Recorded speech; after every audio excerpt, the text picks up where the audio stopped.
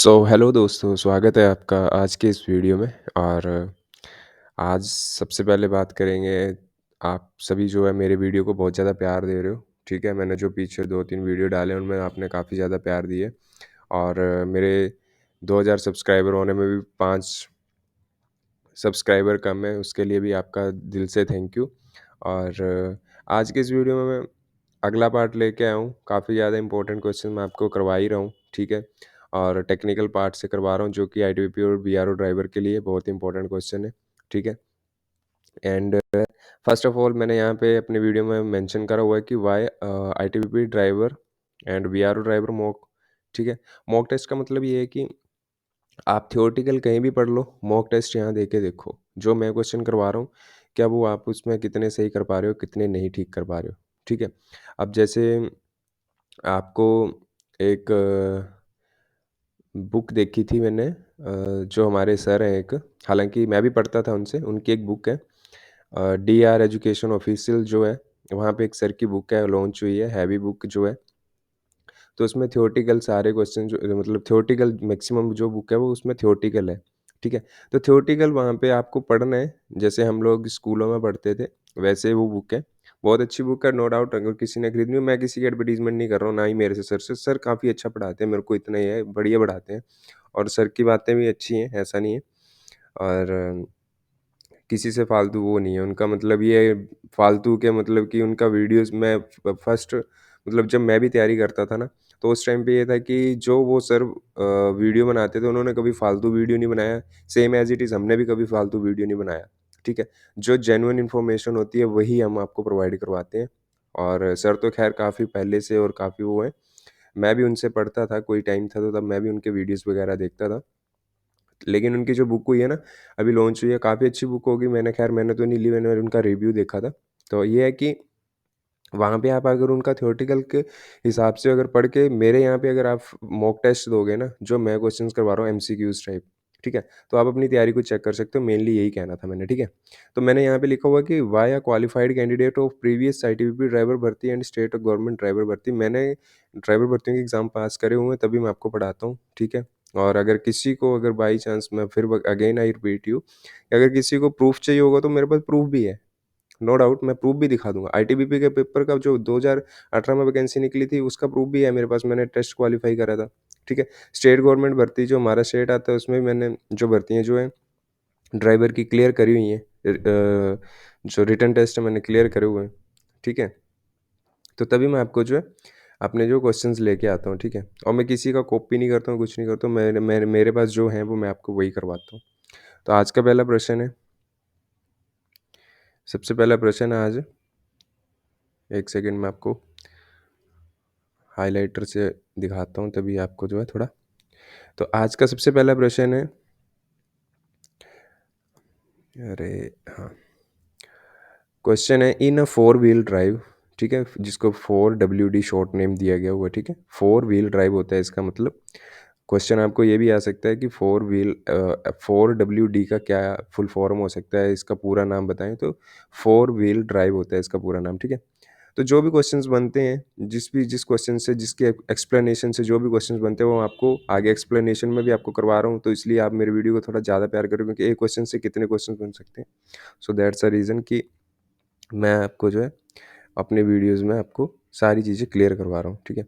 तो अभी है हमारा in a four wheel drive 4WD जिसको बोला जाता है, the number of gear boxes are, ठीक है? फोर व्हील ड्राइव जो होती हैं, जो गाड़ियाँ होती हैं, मैंने आपको पहले भी क्वेश्चंस करवाए हुए हैं, लेकिन वो किसी और तरह का क्वेश्चन था, ये किसी और की तरह का है, ठीक है? तो फोर व्हील ड्राइव में गियर बॉक्स की संख्या कितनी होती है? 1/1, 2/2, 3/3, 4/4, ठीक है? तो इसमें जो राइट आंसर हो जाएगा गियर बॉक्स की जो है, option number B right answer हो जाएगा, ठीक है? 2/2 जो है गियर बॉक्सेस होते हैं उसमें, जो फोर व्हील ड्राइव होती है। एक्सप्लेनेशन भी दिखाऊंगा अभी आपको, कन्फ्यूज़न जिससे दूर हो जाए आपकी। यहाँ पे लिखा हुआ है कि फोर व्हील ड्राइव आमतौर पर दो गियर बॉक्स होते हैं, ठीक है? दो गियर बॉक्स होते हैं उसमें। एक सामान्य गियर बॉक्स होता है जो हमारी गाड़ी में नॉर्मली होता है, ठीक है? जो इंजन से जुड़े होते हैं। और दूसरा लो रेंज गियर बॉक्स होता है, जो ट्रांसफर केस जो चारों पहियों को शक्ति वितरित करता है। यह प्रणाली कठिन परिस्थितियों में बेहतर ट्रैक्शन प्रदान करती है, ठीक है? तो आई होप सो कि आपको समझ आ गया होगा कि 4x4 गाड़ियों में 4x4 नहीं होता, यहाँ पे 4x4 आंसर नहीं होगा। 4x4 तो व्हील ड्राइव हो गया ना उसका, लेकिन गियर बॉक्सेस की संख्या पूछी हुई है, गियर बॉक्सेस का नंबर पूछा हुआ है, तो वो होता है 2, ठीक है, 2x2। राइट आंसर हो जाएगा आपका ऑप्शन नंबर बी। यहाँ पे आपको फिर से एक्सप्लेनेशन में बता देता हूँ। फोर व्हील ड्राइव में आमतौर पर 2 गियर बॉक्स होते हैं, ठीक है। एक सामान्य गियर बॉक्स होता है जो इंजन से जुड़े होते हैं, और दूसरा लो range gear box transfer case जो चारों पहियों को शक्ति वितरित करता है। यह प्रणाली कठिन परिस्थितियों में बेहतर ट्रैक्शन प्रदान करती है, ठीक है। नेक्स्ट क्वेश्चन है, which of the following is the name of an automobile. नीचे दिए गए विकल्पों में से कौन सा एक ऑटोमोबाइल का नाम है। Option auto, motor, car, all of these. तो ऑटोमोबाइल में जो है आपके ये तीनों ही आते हैं, ठीक है। तो ऑप्शन राइट आंसर हो जाएगा आपका option number D, all of above, उपरोक्त सभी, ठीक है। ये सारे जो है कैटेगरीज में आते हैं। एक क्वेश्चन मैंने करवाया था, उसमें था यहाँ पे एक एरोप्लेन भी था, तो वहाँ पे ये पूछा गया था, ऑप्शन में एरोप्लेन था, तो वहाँ पे ये पूछा गया था कि इनमें से कौन सा एक ऑटोमोबाइल नहीं है। तो एरोप्लेन जो ऑटोमोबाइल की कैटेगरी में नहीं आता है। अब यहाँ पे पूछा गया है कि इनमें से कौन सा एक ऑटोमोबाइल का नाम है, तो ये सारे जो हैं ऑटोमोबाइल के नाम है, ठीक है। कार भी आपकी ऑटोमोबाइल में आती है, मोटर भी जो मोटर कार, ये जिसको मोटर बोलते हैं, और ऑटो जो ऑटो मोटर उसमें आता है, ऑटोमोबाइल में आता है, ठीक है। तो right answer option number D हो जाएगा। उसके एक्सप्लेनेशन की ज़रूरत नहीं थी, ठीक है। नेक्स्ट क्वेश्चन है हमारा, abbreviation HEB stand for that for what. HEB का संक्षिप्त रूप क्या है। एब्रीविएशन होता है कि फुल फॉर्म पूछते हैं, ठीक है, फुल फॉर्म होता है एब्रीविएशन। HEB क्या होता है, ठीक है, आपने आमतौर पर गाड़ियों के पीछे लिखा देखा होगा HEB या कुछ भी, है ना। तो इसका राइट आंसर होता है हाइब्रिड इलेक्ट्रिकल व्हीकल्स, ठीक है। Highly efficiency vehicle, highly economical vehicles, highly engineered vehicles. तो इसका राइट आंसर होगा option number B, hybrid electric vehicles, ठीक है। नेक्स्ट क्वेश्चन है, हाई हाइपोइड गियर को विशेष ल्यूब्रिकेंट की आवश्यकता होती है क्योंकि hypoid gear require special lubricant because. तो इसमें जो है आपका राइट आंसर क्या हो जाएगा। आप, मैं धीरे धीरे इसलिए करवा रहा हूँ क्योंकि आपको जो है आप गैस करने में आपको ईजिली हो जाए, थोड़ा ईजी हो जाए। तो इसमें जो right answer option number D right answer होएगा। Sliding action is there between the teeth, दांतों के बीच स्लाइडिंग क्रिया होती है, ठीक है।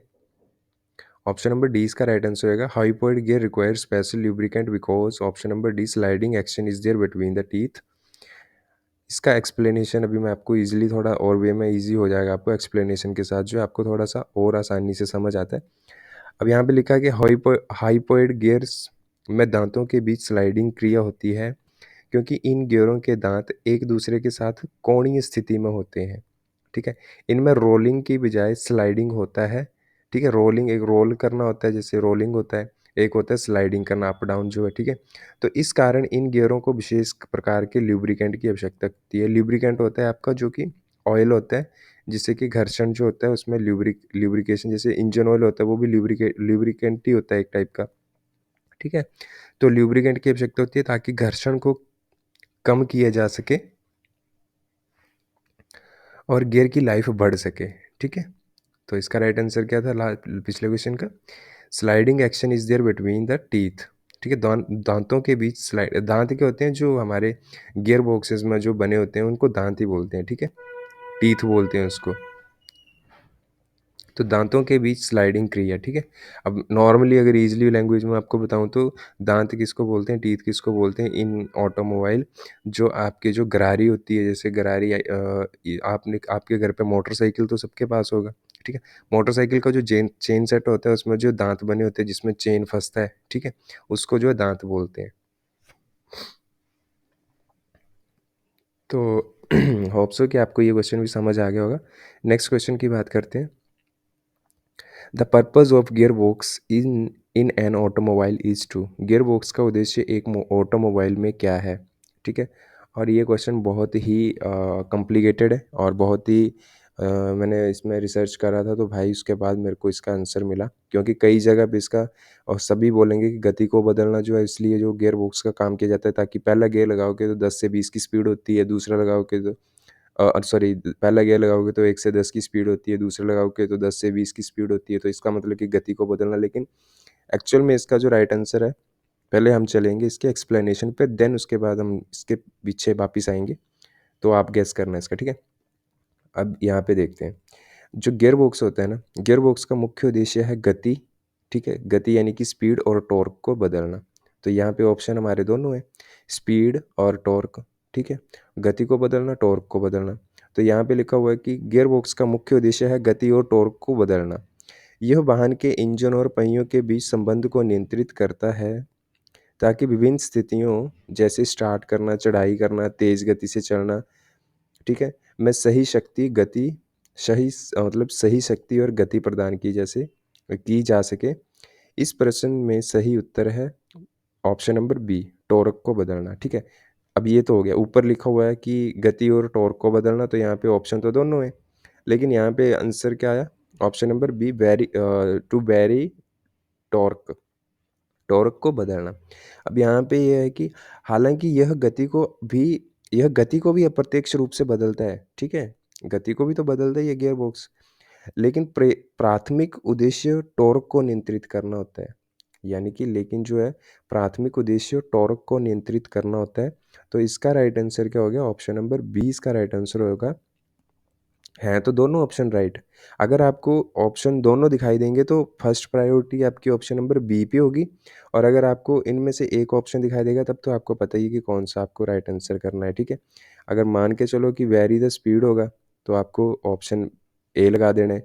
अगर ये दोनों हुए तो आपको फर्स्ट प्रायोरिटी बी पे देनी है, to vary the torque, torque को बदलना। क्योंकि एक्सप्लेनेशन में मैंने 2-3 जगह बहुत सर्च करा ये, तो उसमें मेरे को फिर राइट आंसर ये मिला, टू वेरी द टॉर्क। ठीक है? ऑप्शन नंबर बी इसका राइट आंसर हो जाएगा। नेक्स्ट क्वेश्चन है, the basic function of suspension is to, suspension जो होते हैं आपके, शॉकर जो होते हैं आपकी गाड़ियों के, ठीक है, उनका मूल कार्य क्या होता है? तो इसका राइट आंसर हो जाएगा ऑप्शन नंबर, आप गेस करो उसके बाद आपको ऑप्शन नंबर मैं राइट आंसर बताता हूँ। तो इसका राइट आंसर हो जाएगा option number A, absorb vibration and impact forces from the road surface, ठीक है? सड़क की सतह से कंपन और प्रभाव बलों को अवशोषित करना, ठीक है? यही काम होता है जो शॉकर होते हैं आपकी गाड़ी के, जो सस्पेंशन सिस्टम होता है उसका काम यही होता है। जो सड़क की सतह जो होती है, सड़क पे जो गड्ढे-वड्ढे होते हैं उनके कंपन और प्रभाव बलों को अवशोषित करना, यानी कि absorb vibration and impact forces from the road surface, ठीक है? ऑप्शन नंबर आपका ए राइट आंसर हो जाएगा। अब यहाँ पे देखते हैं एक्सप्लेनेशन में, सस्पेंशन सिस्टम का मुख्य कार्य सड़क की असमान और झटकों को अवशोषित करना है। यह वाहन की सवारी को आरामदायक बनाता है और सड़क के संपर्क में आने वाले प्रभावों से चालक और सवार को सुरक्षा प्रदान करता है, ठीक है? Next question, the distance between the centres of the front and rear wheel is known as, front और रियर पहियों, फ्रंट जो फ्रंट टायर होते हैं और रियर टायर जो होते हैं, ठीक है, उनके बीच का अंतर क्या कहलाता है? और ये क्वेश्चन मैंने लास्ट वीडियो में मैंने आपको करवाया था, उसमें पूछा गया था कि जो फ्रंट के टायर होते हैं उनके बीच के गैप को क्या बोलते हैं, ठीक है? तो उसका राइट आंसर था option number D, wheel track. अब यहाँ पे पूछा गया हुआ है, हालांकि इस क्वेश्चन को भी मैंने वहाँ पे एक्सप्लेन करा था, लेकिन यहाँ पे क्वेश्चन ही आ गया, ठीक है? तो यहाँ पे क्या है कि यहाँ पे पूछा गया है कि आगे और पीछे के पहियों के बीच की जो दूरी होती है उसको क्या बोलते हैं? तो इसका राइट आंसर मेरे को अभी आप बता देना, ठीक है? क्या होगा? यहाँ पे होगा चेसी, व्हील बेस, चेसी ओवरहैंग और व्हील ट्रैक। तो आप इसका राइट आंसर मेरे को बताना कमेंट्स में, ठीक है? हालाँकि मैंने यहाँ पे एक्सप्लेनेशन भी लिखी हुई है, ठीक है? लेकिन चलो फिर भी मैं आपको एक्सप्लेनेशन से बता देता हूँ, ऑप्शन आप मेरे को गेस करके बता देना। जो व्हील बेस होता है वो दूरी है जो वाहन के फ्रंट और रियर पहियों के केंद्रों के बीच होती है। यह दूरी वाहन की स्थिरता और ड्राइविंग परफॉर्मेंस को प्रभावित करती है, जैसे कि मोड़ने की क्षमता और रोड ग्रिप, ठीक है? राइट आंसर, आप जो मेरा रेगुलर वीडियो देखते हैं आपको पता ही है कि मैं बता ही देता हूँ, मैं नहीं किसी को वैसे रखता हूँ। और जिसमें अगर मेरे को कन्फ्यूज़न होती है वो मैं आपसे ज़रूर एक बार बोल देता हूँ कि उस क्वेश्चन का आप मेरे को राइट आंसर बता देना, क्योंकि मैं चाहता हूँ कि मेरी तरफ से कोई गलत इन्फॉर्मेशन आप तक जाए, ठीक है? तो इसका राइट आंसर आपको समझ आ ही गया होगा कि व्हील बेस उसको बोला जाता है, ठीक है? और व्हील ट्रैक जो होता है, जो आगे के 2 टायर होते हैं ना, उनके बीच की जो दूरी होती है, आगे के दोनों टायरों के अंदर की जो दूरी होती है, उसको व्हील ट्रैक बोला जाता है। और जो आगे वाले दोनों टायरों से पीछे वाले दोनों टायरों तक की दूरी होती है, उसको व्हील बेस बोला जाता है। ठीक है? Next question, which of the following is incorporated in the vehicles so that the moving vehicle can be stopped by the driver? Very important question. निम्नलिखित, हिंदी में देखते हैं अभी इसको। निम्नलिखित में से कौन सा वाहन में शामिल किया गया है, यानी कि वाहन में कौन सी ऐसी चीज़ शामिल की गई है जिससे कि चालक द्वारा चलती हुई वाहन को रोका जा सकता है, यानी कि चालक द्वारा चल रही गाड़ी को रोका जा सकता है। तो ऐसी कौन सी चीज़ जो है वाहन में शामिल की गई है? तो क्या है? ऑप्शन देखते हैं, engine, option number B brake, option number C electric system, option number D all of them.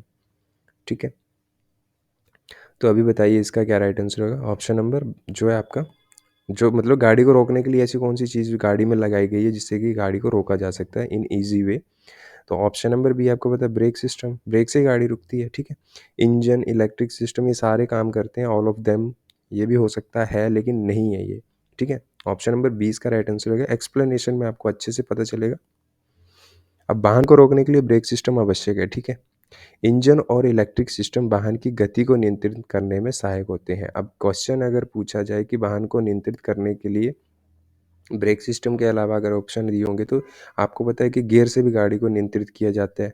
ठीक है, तो यहाँ पे लिखा गया है कि इंजन और इलेक्ट्रिक सिस्टम वाहन की गति को नियंत्रित करने में सहायक होते हैं। वाहन को कंट्रोल करना है, गाड़ी को कंट्रोल करना है, तो उसके लिए जो इंजन और इलेक्ट्रिक सिस्टम जो है सहायक होते हैं, लेकिन वाहन को सुरक्षित रूप से रोकने का कार्य जो है केवल ब्रेक सिस्टम का होता है।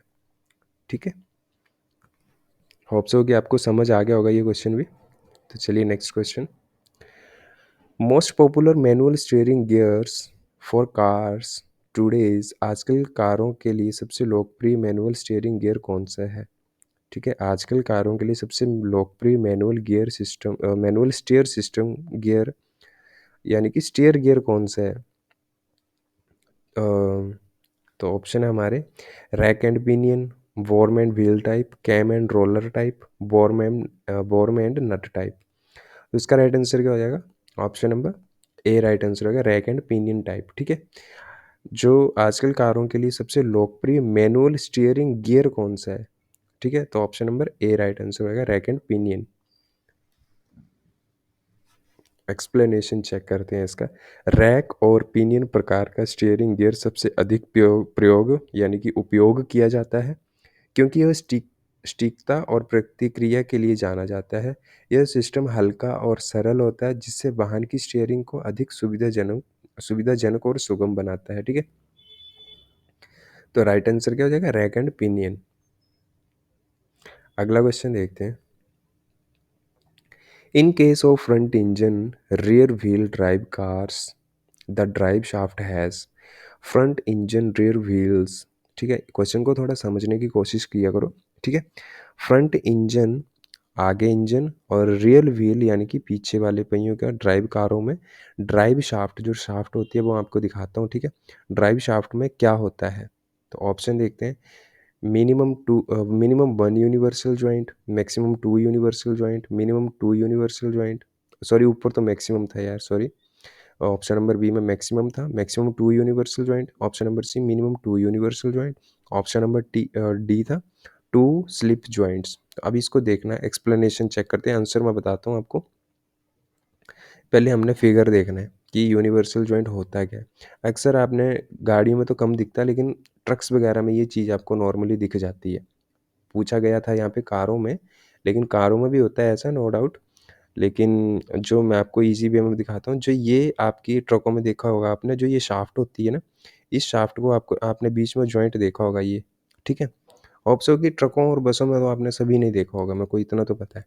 ठीक है, हाँ, गाड़ियाँ थोड़ी नीची होती हैं। ठीक है, उनकी जो ग्राउंड क्लियरेंस होती है वो कम होती है, तो दिखता नहीं है। तो ये आमतौर पर आपने चीज़ देखी होगी, तो इसको जो है यूनिवर्सल जॉइंट बोला जाता है। तो इसमें राइट आंसर आपका क्या हो जाएगा? Minimum 2 universal joint. ठीक है, option number C is the right answer. अब हम यहाँ पे देखते हैं एक्सप्लेनेशन में, front engine rear wheel drive कारों में ड्राइव शाफ्ट को 2 यूनिवर्सल जॉइंट की आवश्यकता होती है। ठीक है, 2 यूनिवर्सल जॉइंट ये जो आपको दिख रही है ना। ठीक है, होती है ताकि ड्राइव शाफ्ट के कोण में बदलाव को सहन किया जा सके। यह शाफ्ट के घुमावदार और लचीलेपन को बनाए रखने में मदद करता है, जिससे गाड़ी की शक्ति को प्रभावी रूप से पहियों तक पहुँचाया जा सकता है। ठीक है? तो होप सो कि ये भी आपको समझ आ गया होगा। एक बार क्वेश्चन को फिर से देख लेते हैं। क्वेश्चन थोड़ा-सा कॉम्प्लिकेटेड सा था। तो क्वेश्चन था आपका कि फ्रंट इंजन और रियर व्हील ड्राइव कारों में ड्राइव शाफ्ट में क्या होता है? तो ऑप्शन नंबर आपका सी राइट आंसर होगा, minimum 2 universal joint. Next question है, which of the following is called power plant? ठीक है, अब क्वेश्चन ही ऐसा आ जाएगा, आपको समझ ही नहीं आएगा कि ये क्वेश्चन है क्या, लेकिन जब आपको ऑप्शन देखोगे तब आपको पता चलेगा कि नहीं, ये तो टेक्निकल पार्ट से क्वेश्चन आया हुआ। ठीक है, तो पावर प्लांट क्या होता है? ठीक है, ऑटोमोबाइल में या फिर गाड़ियों में, व्हीकल्स में पावर प्लांट किसे कहा जाता है? ठीक है, ऑप्शन एक्सल एक्सल जो होता है आपका गाड़ियों का, चेसी, व्हील्स, इंजन। अब पावर प्लांट क्या होता है? ऑप्शन मैं आपको दिखाता हूँ, लेकिन पहले हम देखेंगे इसका एक्सप्लेनेशन, देन आप जो है आपको ईजिली समझ आ जाएगा। पावर प्लांट का मतलब होता है वह उपकरण या सिस्टम जो ऊर्जा उत्पन्न करता है। तो अभी ऊर्जा उत्पन्न कौन करता है? इंजन, ऑब्वियस सी बात है, इंजन ही आपका जो है ऊर्जा उत्पन्न करेगा। और एक वाहन में यह मुख्य रूप से इंजन होता है। ठीक है, देखा मैंने आपको बोला था कि इंजन ही होता है, तो ये इंजन ही करता है आपका जो ऊर्जा उत्पन्न जो है। इंजन वाहन को चलाने के लिए शक्ति उत्पन्न करता है, जिससे गाड़ी की गति और गति नियंत्रण रहता है। ठीक है, तो ऑप्शन क्या राइट आंसर होगा? Option number D is the right answer, engine. ठीक है, पावर प्लांट जो होता है उसको जो इंजन कहा जाता है। नेक्स्ट क्वेश्चन है वेरी कॉम्प्लिकेटेड क्वेश्चन। ठीक है, अगर बाई चांस ये क्वेश्चन अगर आपको आ जाता है तो इसमें आप बहुत ज़्यादा कंफ्यूज होने वाले हो। इन 1935 dash made an automobile industry in India. ठीक है, 1935 में डैश ने भारत में ऑटोमोबाइल उद्योग स्थापित किया। ऑप्शन है sir M Visvesvaraya, option number B sir Rajdoot, option number C sir Charles and Frank, none of these या नन ऑफ एबव। अब इसका एक्सप्लेनेशन में तो आपको पता चल ही जाएगा। ठीक है, कि मैं राइट आंसर क्या होगा। मैं नहीं बोलूँगा कि आप मेरे को इसका राइट आंसर दो, ये बहुत कॉम्प्लिकेटेड क्वेश्चन है। ठीक है, अब आपने ऑप्शन तो देख लिए हैं, सर विश्वेश्वरैया और सर राजदूत, sir Charles and Frank and none of these. ठीक है, अब एक्सप्लेनेशन पे चलेंगे। एक्सप्लेनेशन भाई बहुत रिसर्च करके थोड़ा सा, फिर भी अगर आपको कुछ इसमें गलत लगता है तो मेरे को ज़रूर बताएं। अब यहाँ पे बात करते हैं 1935 में भारत में ऑटोमोबाइल उद्योग की स्थापना जो सर चार्ल्स एंड फ्रैंक्स, ठीक है, फ्रैंक ने की थी। ये भारत में ऑटोमोबाइल मैन्युफैक्चरिंग के आरंभ का समय था 1935 में। ठीक है, जब ऑटोमोबाइल निर्माण धीरे धीरे संगठित और विकसित हुआ, हिंदुस्तान मोटर जैसी कंपनियों ने बाद में उद्योग को और आगे बढ़ाया। तो इस हिसाब से जो है आंसर जो आपका हो जाएगा option number C, sir Charles and Frank. ठीक है, इससे तो आपका राइट आंसर ऑप्शन नंबर, आपको मैं दिखा देता हूँ, option number C right answer हो जाएगा। ठीक है, अब बात करते हैं विश्वेश्वरैया। विश्वेश्वरैया जी का नाम भी आता है इसमें। ठीक है, सर एम विश्वेश्वरैया का नाम भी आता है ऑप्शन नंबर ए का। तो इसमें क्या है कि सर विश्वेश्वरैया जो थे, इनका ऑटोमोबाइल उद्योग से सीधा संबंध नहीं था। ठीक है, इन्होंने कोशिश करी थी, आगे मैं पढ़ाता हूँ आपको, तो इनका सीधा संबंध नहीं था। सर एम विश्वेश्वरैया एक महान इंजीनियर, राजनेता और भारत के औद्योगिकरण थे, इंडस्ट्रियल जो होते हैं के अग्रणी माने जाते थे। ठीक है, उन्होंने कई उद्योगों और बुनियादी ढांचे के विकास में योगदान दिया, जैसे कि Mysore iron and steel works. ठीक है, और अन्य सार्वजनिक सेवाओं के क्षेत्र। लेकिन ऑटोमोबाइल उद्योग की स्थापना उनसे संबंधित नहीं है, इसलिए इस संदर्भ में सही उत्तर ऑप्शन नंबर सी ही रहेगा। ठीक है, आगे देखते हैं, अभी और कन्फ्यूज़न क्लियर करते हैं। इस सवाल का सही जवाब जो है सर चार्ल्स फ्रैंक ही सही माना जाएगा। ठीक है, क्योंकि इतिहास में 1935 के आसपास भारत में ऑटोमोबाइल उद्योग की स्थापना का श्रेय इन्हीं को दिया जाता है, सर चार्ल्स फ्रैंक को। हालांकि अगर आप सर एम विश्वेश्वरैया के योगदान को देख रहे हैं, तो यह ऑटोमोबाइल उद्योग के बजाय भारत के औद्योगिकरण और इंफ्रास्ट्रक्चर के विकास में ज़्यादा जुड़े थे। इसलिए परीक्षा या प्रतियोगिताओं में इस सवाल का उत्तर जो है option number C is the right answer. हालांकि राइट आंसर आपका ऑप्शन नंबर सी रहेगा, लेकिन जो सर विश्वेश्वरैया का नाम जो आता है, इन्होंने भी वहाँ पे प्रस्ताव रखा था, लेकिन उसको जो है डिनाई कर दिया गया था। और जो sir Frank sir Charles and Frank थे। इन्होंने जो है, जो फर्स्ट जो अभी इनका मतलब जो नाम आता है ऑटोमोबाइल में, जो उद्योग की स्थापना की थी, तो इन्होंने विश्वेश्वरैया जी के जो प्रस्ताव था उसको रिजेक्ट कर दिया गया था, लेकिन जो इनका जो है सर चार्ल्स एंड फ्रैंक ने जो है फाइनली ऑटोमोबाइल में जो है, जो ऑटोमोबाइल की जो स्थापना में सबसे पहला नाम आता है, ठीक है, उद्योग स्थापित करने का जो सबसे पहला नाम जो आता है वो आता है। बात यहाँ विश्वेश्वरैया से भी हुई थी, लेकिन इनका रिजेक्ट कर दिया गया था, तो फाइनली जो एक्सेप्ट हुआ था तो sir Charles Frank right answer हो जाएगा। तो यहाँ पे है कि परीक्षा या प्रतियोगिताओं में इस सवाल का उत्तर जो ऑप्शन नंबर सी देना सही होगा। अब आपको कितना राइट आंसर लग रहा है, कौन सा सही आंसर लग रहा है, वो आप मेरे को जरूर बताएं। मेरे पास जितना नॉलेज था मैंने आपको बता दिया, ठीक है। नेक्स्ट क्वेश्चन है, गैस्केट सीलिंग में सबसे कठिन समस्या कहाँ आती है? Most difficult gasket ceiling problem occurs at the, gasket होती है आपको पता है इंजन के हेड में, तो ऑप्शन नंबर ए राइट होगा आपका हेड में, ठीक है। अब यहाँ पे क्या है कि हेड गैस्केट की सीलिंग समस्या आमतौर पर सबसे कठिन होती है, क्योंकि इंजन के सिलेंडर और हेड ब्लॉक के बीच की सीलिंग को स्टीक और मजबूत बनाए रखना बहुत ज़रूरी होता है, क्योंकि यहाँ से ऑयल लीकेज की प्रॉब्लम हो सकती है, क्योंकि और यह तापमान और दबाव में बदलाव से प्रभावित होती है, ठीक है।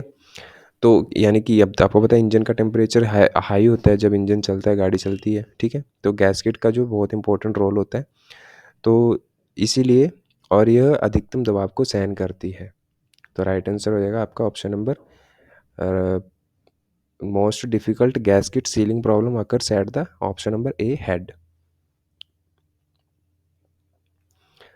अब नेक्स्ट क्वेश्चन है, dash is the birth place of automobile? Automobile का जन्म स्थान कहाँ पे है? ऑप्शन है जर्मनी, जापान, अमेरिका, इटली। तो इसका राइट आंसर क्या हो जाएगा?